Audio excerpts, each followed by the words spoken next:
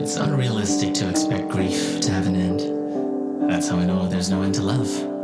Grief is just love with nowhere to go. It has a beginning, but no end this side of heaven. Ain't it funny how sad the funny things get? With the passage of time, it leaves you plumbing the depths. Could've rationalized it, so now you're running instead. Past the hazardous signs that this is Russian roulette. The years, they haven't been kind. Every time you battle your mind, it's just a rapid decline that you've come to expect. It runs through my head. I regret there could've been something I said when you tweeted, "I'm a wreck." Wish I called to tell you I love you to death. Death did us part. Silence swallows the air in my lungs. God knows how it tears me in half. Borrowed healing, scared out of trust. The hollow feeling squaring me up when sorrow bleeds me with barely a pulse. I do not know how to offload heavy thoughts, throw and kick me like snares to the drum. Spent too many minutes spinning bit defenses, senses resonate in dread, hemorrhaging the bandwidth, left with level wreckage. Heads a mental terrorist, therapist sends a message you ran to reckon with your head's at rhythm. Recollect your breath and cleanse your system. Let the pressure vent. Your strength isn't meant to stress your damage pessimism. Measure your metrics, exert control by penning sentences, send your words to go. So here's a long burst till it burns my soul, haunts my nerves cause it hurts to know. Time doesn't heal this, never learned to cope. If life is a gift, suffering is merciful. That's neither comforting nor reversible. You're still why I get vertigo, cause every time I look down from high, the image of your broken frame from the 25th floor is forever burned into my memory.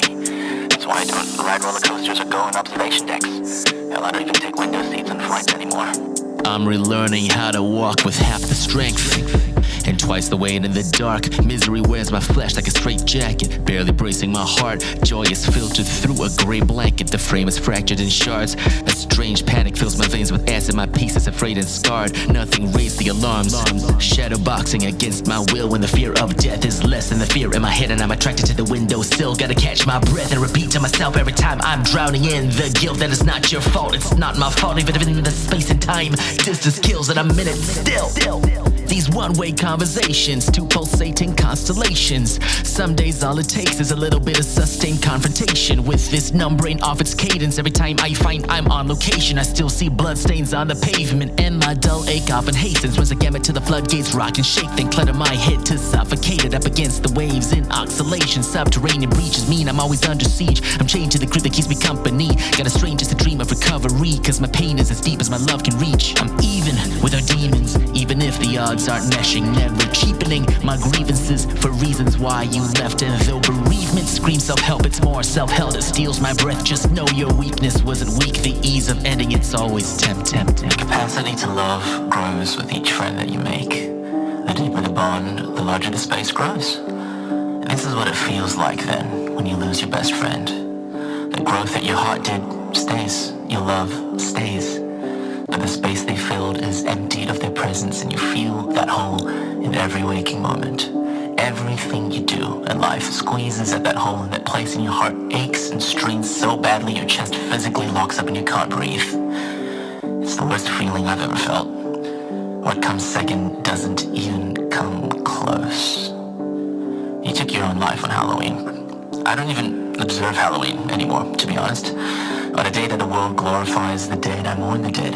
I remember your aunt showing me your suicide note at your wake. It mentioned that you wanted clubbing music playing at your funeral. That was so you.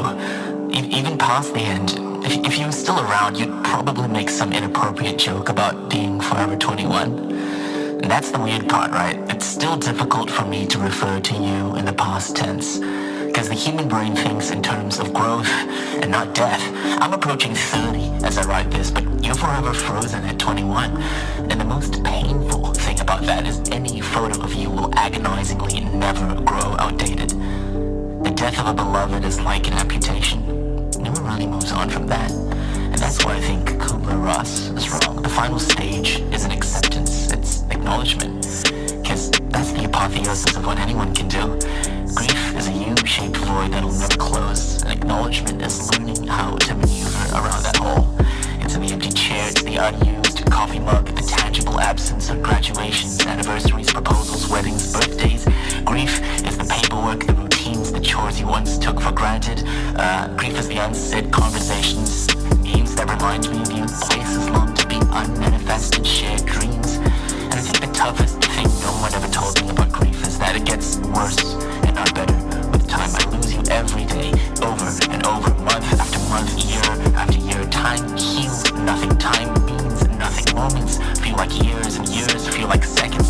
taunts as it tortures. It twists the quiet knife as it numbs and lies to you. But no one's truly felt grief till they've tasted it sober.